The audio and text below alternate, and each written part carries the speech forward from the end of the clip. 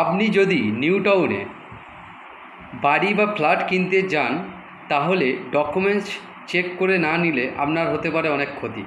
তো সেই ডকুমেন্টসগুলো কি কি চেক করতে হবে চলুন জেনে নেওয়া যাক। যদি নিউ টাউনে আপনি কোনো ফ্ল্যাট বাড়ি কিনতে চান তাহলে আপনাকে দেখতে হবে আপনি জায়গা কিনছেন না ফ্ল্যাট কিনছেন।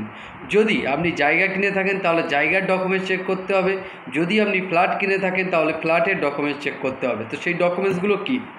দেখুন, জায়গা হলে জায়গার যে দলিল বা আপনি যার থেকে নিচ্ছে, সেটা ফ্ল্যাট হোক বা জায়গার হোক, তার একটা মাদার ডিড হবে। যদি জায়গা হয় সেখানে যদি কোনো বিল্ডিং না থেকে থাকে তাহলে আপনাকে সেখানে স্যাংশন বিল্ডিং প্ল্যান লাগছে না।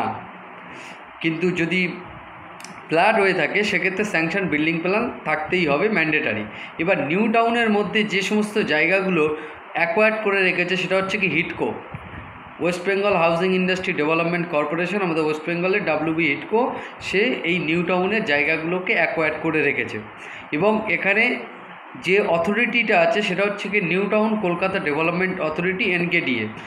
তো জমি যখন আপনি কিনবেন হিডকো থেকে আপনাকে নিতে হবে, এবং হিডকো নেওয়ার পরে তারপর আপনার পরপর যেরকম যায়, কেউ নিয়েছে তারপর সে আরেকজনকে সেল করছে, তো সেরকমভাবে করতেই পারে। কিন্তু বেসিক্যালি হিডকো অ্যাকোয়ার্ড করে থাকলে হিডকো বিভিন্ন জনকে জায়গাটাকে সেল করবে।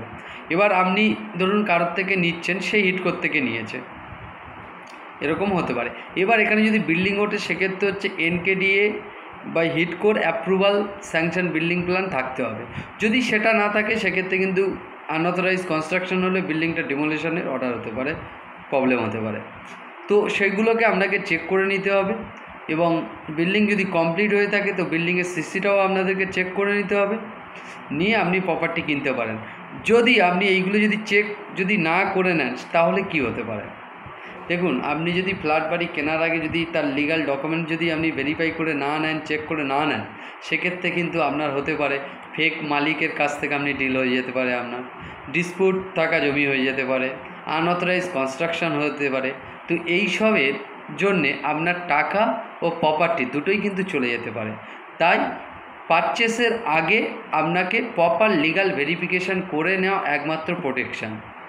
তো যদি আপনি নিউ টাউনে প্রপার্টি কেনার যদি কোনো পরিকল্পনা থাকে তো তার আগে অবশ্যই করে জমির লিগাল বা ফ্ল্যাটের লিগাল ডকুমেন্টস ভেরিফাই করে নিয়ে তারপর কিন্তু আপনি জায়গা পারচেস করার জন্য এগিয়ে যেতে পারেন।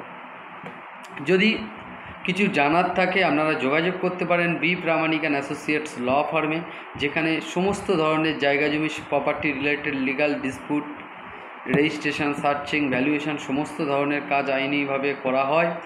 তো সেখানেও যোগাযোগ করতে পারেন। যদি কোনো মতামত জানানোর থাকে আপনারা কমেন্টে জানাতেই পারেন। যদি ভিডিওটা ভালো লেগে থাকে প্লিজ লাইক করবেন এবং শেয়ার করে অন্যদেরকে জানার সুযোগ করে দেবেন। সবাই ভালো থাকবেন, সুস্থ থাকবেন এবং অলওয়েজ সতর্ক থাকবেন।